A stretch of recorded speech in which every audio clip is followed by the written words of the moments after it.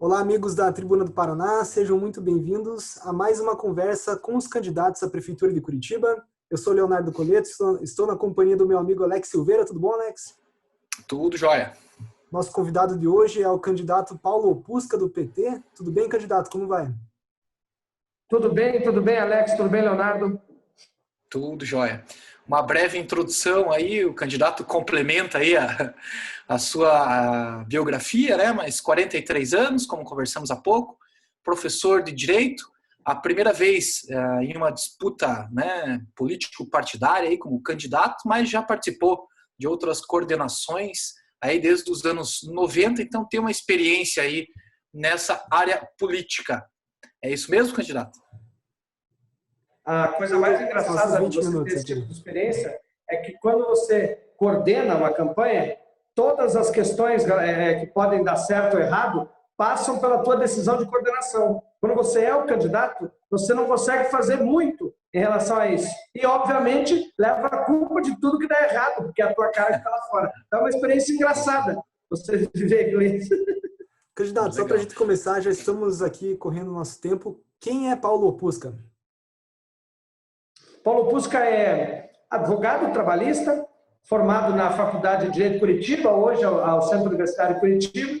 Fiz mestrado e doutorado na Federal do Paraná, voltado para a questão da economia solidária e do cooperativismo. Fui advogado há muito tempo e professor no Rio Grande do Sul. Sou de Curitiba, nascido em Curitiba. Fui aluno do Colégio Medianeira, fiz natação na Natação Amaral, joguei vôlei, embora baixinho, no Círculo Militar, formado pela Faculdade de Curitiba. Militei e fui advogado do escritório de Désio Passos. Depois passei no concurso para professor da nossa universidade. Fui superintendente do Instituto Municipal de Administração Pública na Prefeitura de Curitiba. Também fui chefe de gabinete. E, por último, a minha atividade foi chefia de gabinete do reitor da Universidade Federal do Paraná, o professor Ricardo Marcelo Fonseca. Mas sou professor ali do Departamento de Direito Privado e dou aula no pós, no mestrado e doutorado. Minha matéria é Doença Psíquica do Trabalho, numa linha mais próxima ao que é o lacanianismo, aí, a psicanálise. E por que o Paulo Opusca resolveu se candidatar a prefeito de Curitiba? Num momento como esse, em meio à pandemia, crise econômica e crise política, não é isso? Desde 2014, a gente está tendo a impressão que a gente vive uma crise política estrutural, né? Como se a crise não fosse no campo simplesmente da superestrutura aí, mas sim no campo da estrutura, como se a crise fosse da sociedade, né? Todas essas discussões que aparecem aí. E veja um detalhe interessante, Alex. Algumas pessoas dizem que a crise política se estabelece aí no momento que acontece o impeachment da Dilma, mas eu acho que é anterior. Veja como dentro de uma democracia, você não aceitar e não reconhecer a vitória do outro pode gerar uma crise política grande. E o PSDB, de certa forma, faz uma meia-culpa. A gente já teve vários debates aí com colegas mesmo que têm relação com o PSDB, que eles dizem um pouco isso. A falta de reconhecimento do Aécio Neves na eleição da Dilma gerou uma crise ímpar, que na sequência gera crise no Eduardo Cunha, gera a alçada do Sérgio Moro ao poder, ao ministério, e no fim das contas isso tudo traz a eleição, né, do próprio Bolsonaro, que a cada dia que passa tem sido uma unanimidade no sentido de negação dos democratas, não é isso? Eu não conheço ninguém que seja tradicionalmente democrata que concorde com o modus operandi do presidente da República, uma antipolítica, que acho que é isso que a gente já colocaria. Daí você vai me dizer, mas o que isso tem a ver com Curitiba? A gente precisa esclarecer por uma cidade que se alvorou a capital da Lava Jato, que tem coisas, tem direitos fundamentais e pressupostos de princípio que não podem ser assumidos, sob pena da gente colocar em risco a nossa liberdade política, de comunicação, investigativa jornalística. O que vocês têm de colega perseguido aí, ou de gente que é silenciado, cancelado num período como agora, ou seja, um começo de um proto-fascismo, é muito grande. O Paulo busca ser candidato nessa seara. 3 eixos fundamentais: recuperação do Estado, preocupação com o Estado de Direito numa cidade que tem complicado a sua compreensão sobre o Estado de Direito e, fundamentalmente, uma retomada das políticas públicas para as regiões periféricas da cidade. Candidato, falando um pouco do seu plano de governo, o senhor cita que vai implantar um plano de gratuidade e preço diferenciado para os estudantes e população de baixa renda. Como que o senhor pretende fechar essa conta caso seja eleito prefeito de Curitiba? Oi? Eu perdi o finalzinho. A gente quer saber como que o senhor pretende fechar essa conta, oferecendo aí um plano de gratuidade. Você está falando em relação às mudanças do transporte coletivo, metade da tarifa, tarifa zero, gratuidade para o estudante. Isso, veja como que o senhor só, vai fechar essa conta? Sim, é que, na verdade, quando você fala fechar essa conta, você parte do pressuposto que não tem dinheiro para fazer o que eu estou colocando. E a gente parte do pressuposto de ter feito uma proposta baseada no próprio orçamento. Ela não é implementada de imediato, isso não vai acontecer em janeiro de 2021, e sim com um plano e previsão que desenvolve o uso do atual orçamento dessa empresa, né, para uma nova alocação de recursos. A conta fecha, porque ela nunca não ficaria aberta. O modelo e o modo de uso é que é diferente. A nossa proposta é uma mudança escalonada na passagem, aquela velha e boa domingueira que apareceu no momento, o Rio Grande do Sul implementou, e aqui no Paraná teve durante alguns períodos, e não era um período de alta desenvolvimento econômico e maior riqueza, era um período de crise também, mas ela funcionou, até por conta do uso. Você tem que lembrar o seguinte, num domingo as pessoas usam menos ônibus. Por que eu não posso fazer com que naquele dia eu tenha o preço da passagem baixa para as pessoas usarem e optarem, por exemplo, já que a passagem de ônibus está barata, de não usar o Uber? Isso aí é uma troca de uso da escolha do próprio cidadão, aonde quer alocar o seu recurso. Como é que o senhor não há vê? Problema. Há uma realocação de recursos. E como é que o senhor vê falando em recursos, né? A gente, dentro do orçamento, sabe que alguns projetos vão exigir aí as emendas lá, parlamentares, enfim, recursos federais, tem as contrapartidas, enfim, tudo isso. E o partido que o senhor está tem uma relação aí com o atual governo federal. Como é que o senhor vai lidar com isso? Como é que vai trabalhar no relacionamento político para a capital? Entendi. É uma pergunta que todo mundo está fazendo. Hoje de manhã eu respondi uma pergunta dessa no Hotel Mabu. Veja, você deve conhecer vários políticos de partido de oposição que têm excelente relação com a gestão, assim como você deve conhecer pessoas do partido do presidente que ele não atende. A questão não está no partido diferente. O partido vai ter uma linha ideológica que vai pregar o modo de vida, o que é perfeitamente compreensível numa democracia, uma forma de enxergar o mundo diversa. Agora, é a competência e a eficiência e efetividade administrativa que vai fazer essa diferença. Essa pergunta que você me faz tem muito mais relação com o sistema e conhecimento do fluxo de recursos do que necessariamente com a simpatia do candidato. Todo mundo da administração pública gosta de um administrador que é eficiente e entende de sistema. A pergunta que eu te faço é, quem conhece como opera o SICOMV, por exemplo, que é o sistema pelo qual qualquer verba pública tem que passar? Se eu não tivesse competência para isso, eu não podia estar na universidade, que administra recurso público federal, independente do governo. Ou seja, se você tem competência e pessoas que façam as pontes devidas e entendam o começo, meio e fim, execução, e prestem conta, para não deixar o prefeito com o nome glosado nos tribunais de conta, a administração pública flui. Eu não tenho a menor preocupação em relação ao governo do Estado. Nós temos vários prefeitos do Partido dos Trabalhadores e o governador Carlos Massa se dá muito bem com eles. E também não acho que eu seja um caso de antipatia gratuita do presidente da República. Nós nos combateremos na ideologia, mas não do ponto de vista administrativo.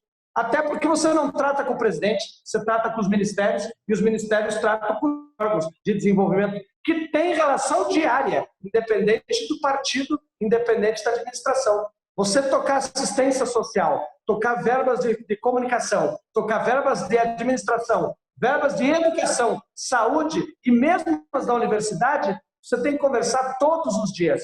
O diálogo e a competência na execução da administração pública são o segredo.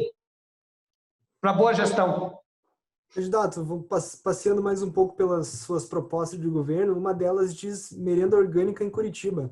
Por que o PT está com essa preocupação em oferecer um alimento diferenciado, né, de forma orgânica, e para quem e como que seriam destinados esses alimentos? De onde que eles viriam? Eu não sei se é o PT só, né? Se você pensar comigo aí, a discussão do alimento orgânico e da soberania alimentar está passando pela maioria dos países do mundo que tem uma preocupação em relação à sustentabilidade e alimentação futura, né? O aumento do número de mortes de pessoas por câncer foi de quase 300%, não sei se você sabia disso, pelo consumo de produtos não orgânicos. Eu sei que o agronegócio tem uma crítica grande a isso, mas o cuidado com a saúde tem que ser caso de política pública. Ele já é no mundo, ele já é nos países de alto grau de civilização, as populações demandam. No momento, talvez o que a gente tenha de maior empecilho é o preço, porque o alimento orgânico é mais caro. A gente precisaria ter um subsídio da própria prefeitura para dar acesso a esse alimento à população mais pobre. Até porque ele perece mais cedo, né?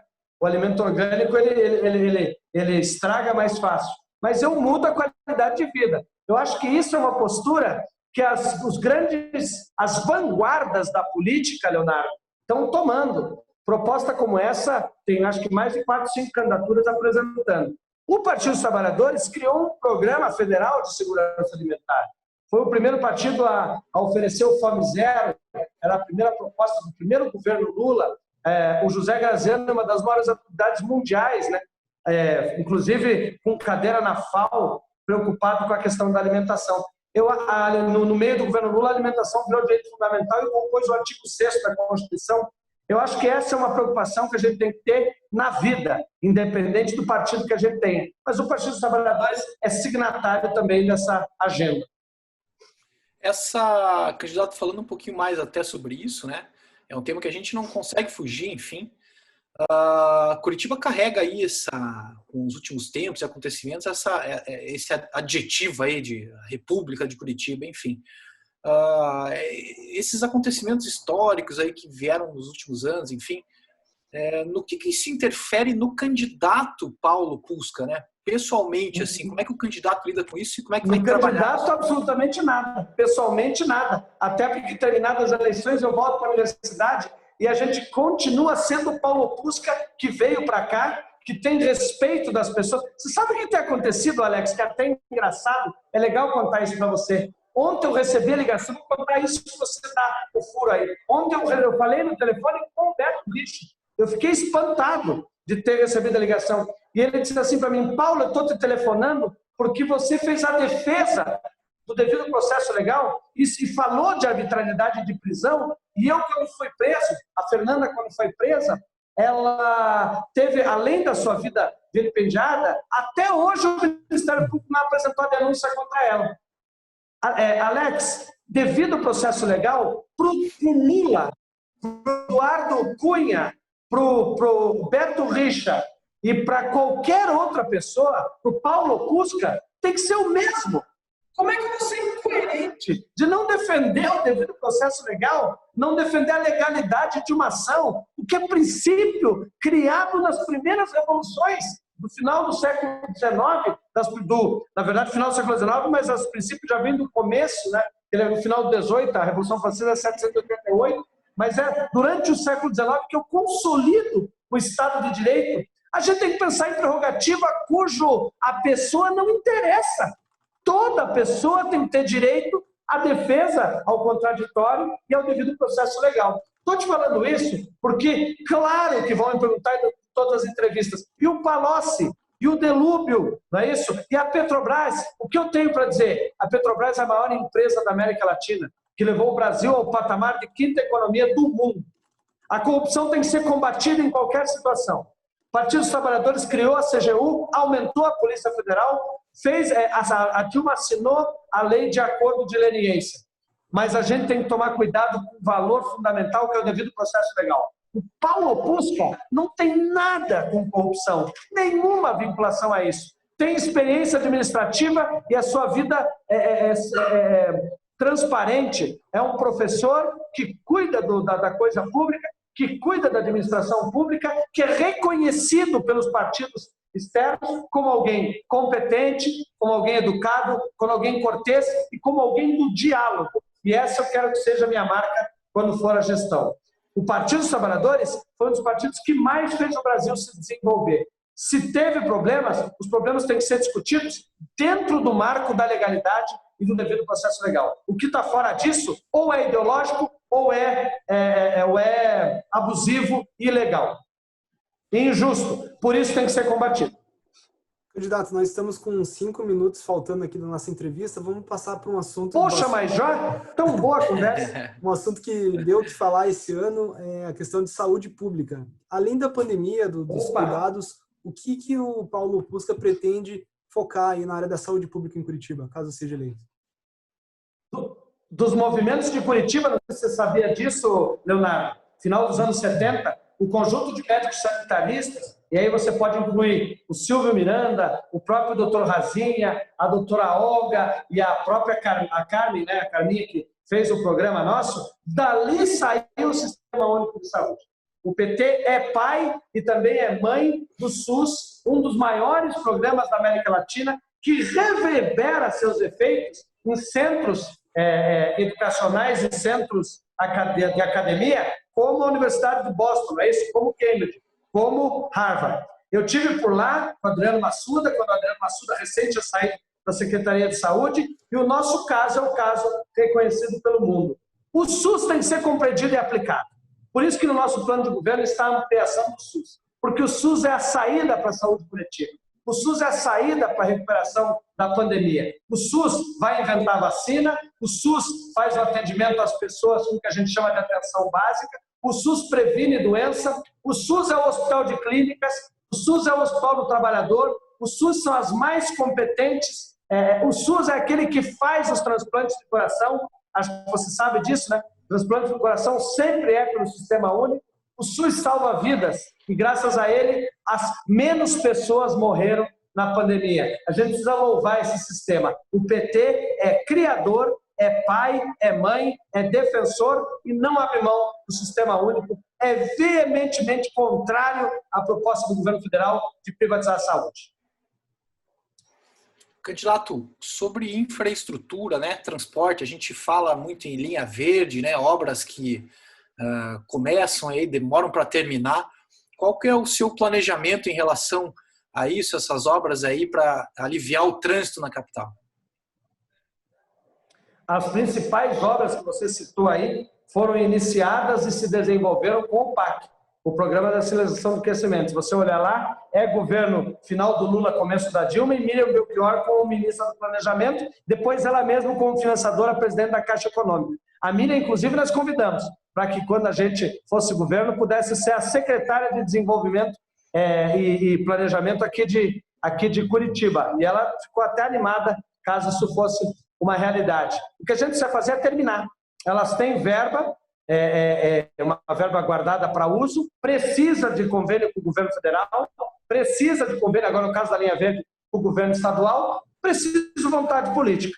É sentar numa agenda, no dia seguinte da eleição, com o governador, conversar com ele a viabilidade de desburocratização e, por exemplo, naquele trecho do Atuba, e lá embaixo, quando chega no Vita, no Hospital Vita, o problema tem relação direta com ações civis propostas pelo Ministério Público, e essas ações barraram, né, as obras, e a GUI precisa resolver um problema ambiental para que a obra dê continuidade. Tem que ter uma conversa com o Procurador-Geral, com o Presidente do Tribunal de Justiça, com o governador e as pessoas relacionadas à infraestrutura, tem que sentar com o DENIT, tem que sentar com o DR, tem que ver como é que consegue desenvolver para que essa obra acabe e Curitiba pare de ter esse fluxo complicado, né? Principalmente quem sai do Santa Cândida e desce a linha verde para poder chegar na região, por exemplo, do Centro Politécnico ou mesmo para baixo ali dos colégios, da PUC, às 7 horas da manhã, fica às vezes de 40 a 50 minutos